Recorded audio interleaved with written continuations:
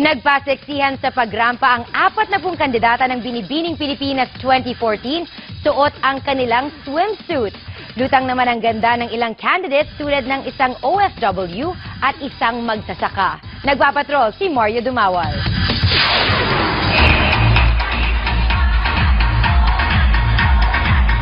Tila maagang dumating ang summer sa hot na swimsuit presentation ng 40 kandidata ng Binibining Pilipinas 2014 sa Pasay City.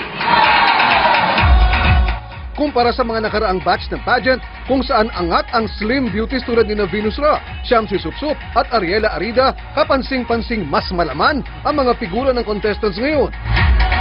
Umangat naman sa quarter turns ang Indian Pinay na si Farul Shah,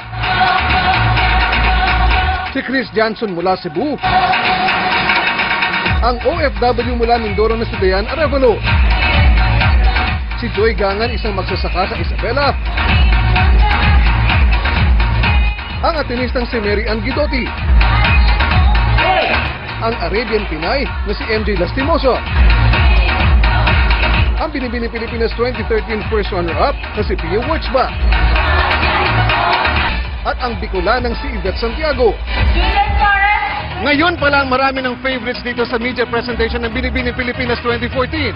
Pero ayon sa organizers, kahit sino sa 40 candidates ay pwedeng manalo. Depende sa resulta ng controversial na question and answer competition. Tutulong din ang reigning Miss Universe na si Gabriela Isler mula Venezuela sa pagpili ng kinatawan ng bansa sa Miss Universe, International, Supranational at Tourism Queen International sa Coronation Night sa March 30 sa Araneta Coliseum na ihahatid eksklusibo ng ABS-CBN. Mario Dumawal, Patrol ng Pilipino.